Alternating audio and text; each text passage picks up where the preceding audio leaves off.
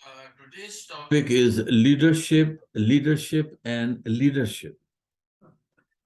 I know I'm late on this one. I had promised to my students that it is a part of my previous three vlogs related to how they should be able to get a good job after they have their education completed.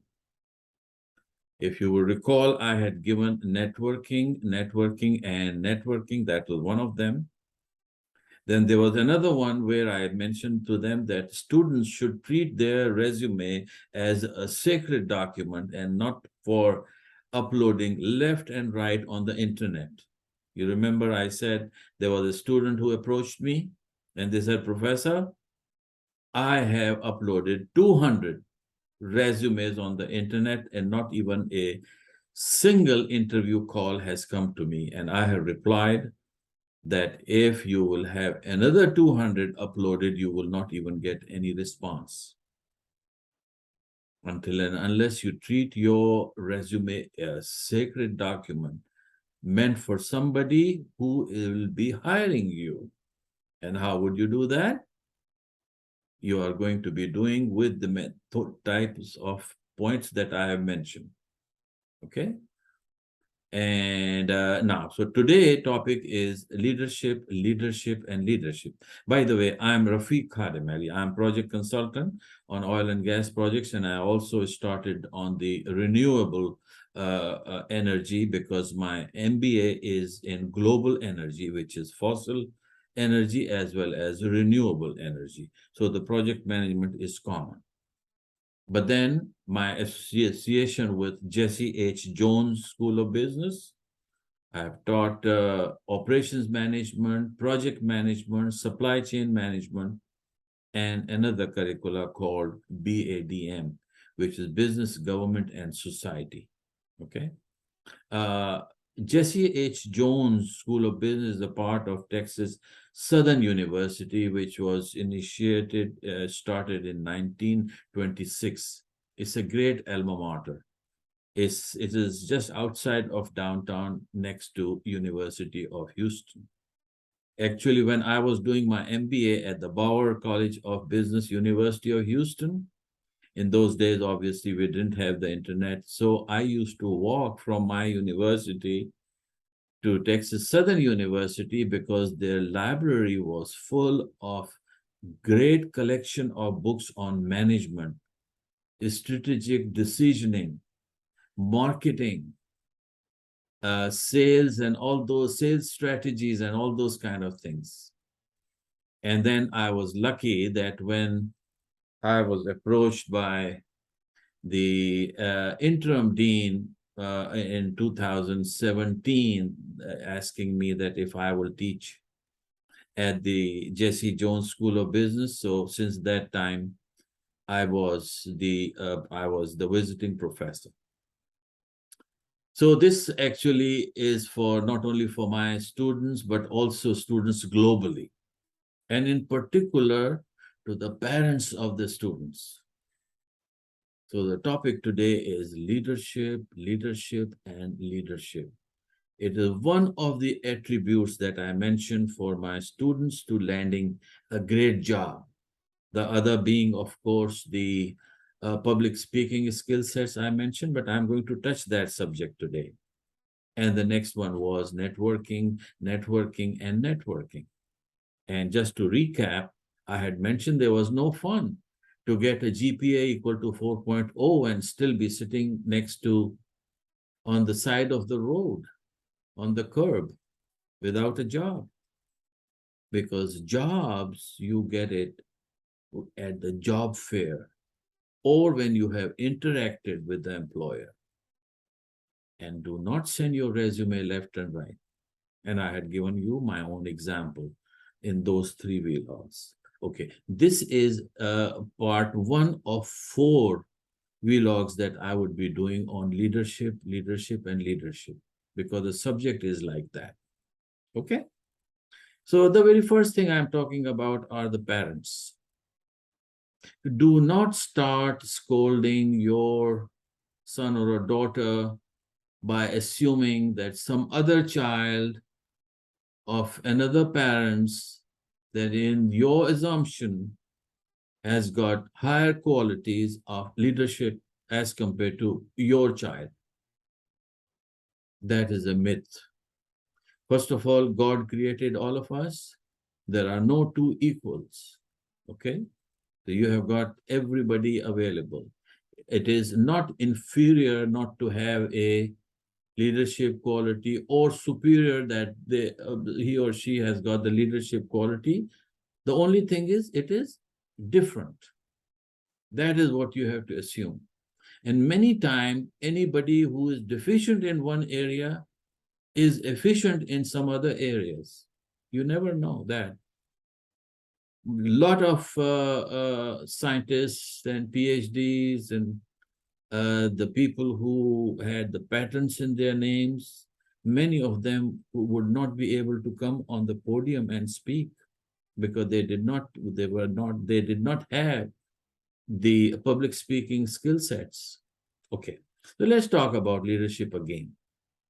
You have got what is called inherent leadership qualities. That is a God-gifted quality. Some child, some human being, some daughter, son is born with that quality. And how this gets exhibited or it gets demonstrated is that you have a group of around 5-10 students, 5-10 children playing together, and you all of a sudden see that one of them is taking the lead and other one has a tendency to follow that particular child. Okay, that is the inherent leadership quality. Then, with the passage of time in the behavioral science, there has been what is called acquired leadership qualities, that you can acquire it. And how do you acquire it? The very first thing is you have to have the public speaking skill sets. Anytime you got that fear out of you when you come on the podium and are able to speak to the general audience, that thing develops a kind of a confidence in you, and that contributes to your leadership qualities, which is acquired leadership. Every human being has some inherent leadership in him or her. So that is one thing that I wanted to let the parents know, that please do not ever underestimate your son or a daughter with regards to this. Now, one thing I also mentioned, by the way, I'll be looking down for looking onto my cheat sheet, my eyes down, because I want to make it a sweet 10 minutes. And then I'll have, part 2 of 4 and 3 of 4 and 4 of 4 on the leadership so that I can get to it. Okay. So like in my class, for example, sometimes students are able to speak to the professor. They will raise your hand and they will say, Professor, I've got that question. And many times you have seen when you are done with your class that some students will come and talk to you in a private way. There are every kind of students. Okay? So that is to be understood. And those who want to come and talk to your professor, I have a question. And although there might be a few more students in line waiting for you, but you have to give them the privacy. So move aside. Give a patient hearing to the student. That is extremely important. Now, one of my students, they told me he is one from his family. The first one from his family that is in the Texas Southern University, where this Jesse A. Jones School of Business is. I said, my God, I cannot even believe that. He said, my father is I think just some, craftsman, was a welder but he didn't do his high school. But I saluted the parent of that child, that student, that even despite he is sending that son to a reputable institution called Texas Southern University to get the higher education. My students ranged from age from 21 and above up to 30. And then surprisingly, there was an offshoot. I had a lady student, age 55, in my class. By the way, she ended up getting an A plus from my class. And I wanted to know her story. Although, and she mentioned that, during when she was doing, she could not complete the high school at that time because there was some fatality happened in the family and she had to become the breadwinner. So she entered in the job and then she got married. She has children and she educated them. Bachelor's degree, master's degree, I think 3 or 4, I don't remember. And then she completed her high school first. And then she happened to be in my class. And I had all the hats off for that lady. Now, understand one thing, whenever we are empowering the middle class, and empowering the middle class happens with education. And what it does, it augments the GDP of a country. What is GDP? It is gross domestic product. Anything which is manufactured or any services which is done, it is a combination of the two. So make sure that you have your child educated, because he or she is going to produce something or give the services. Both of them will count towards the GDP of that country. You got it? And that empowers the middle class. America did not become great, just by fluke. No. America became great because they empowered the middle class. They made the system that from all over the world, students could come in through I-20, which is immigration form, something like that, and then F1 visa, which is a student visa. Then they would let them do the bachelor's degree, a master's degree, or a PhD, and then they will roll over into the American society. This is the way America has become so great, by empowering the middle class. Now, let's talk about leadership. I'm keep on coming back to that thing. I mentioned to my students that there is no point in just keeping your heads down and try to get a higher GPA. I would appreciate it and love somebody who got a 4.0 GPA, provided he or she would get a job commensurate to his qualification and experience. But what it happens that during the time that they are in education, they are not paying attention to be doing networking. Remember my vlog on networking, and networking. And also when I mentioned how you have to appear the job fair, I gave my own example, 3.5 decades ago, how I stood in the line also, and what different I did.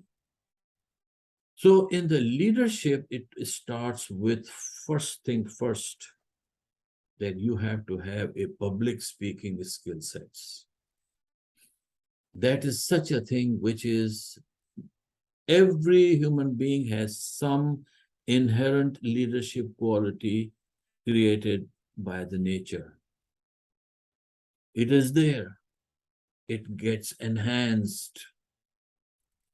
That particular child who, amongst 5 or 6 children, when they were playing, and one of them was demonstratively showing the leadership qualities, is because somewhere his or her leadership qualities got enhanced in the family, with grandparents, with the parents and all that.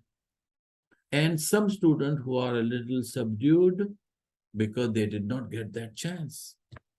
So that is what I'm trying to tell you. You have got inherent leadership qualities, and then you have got acquired leadership qualities.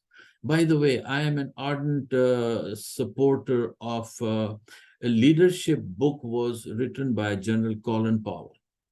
I'm not, it's a voluminous book. It's a thicker volume.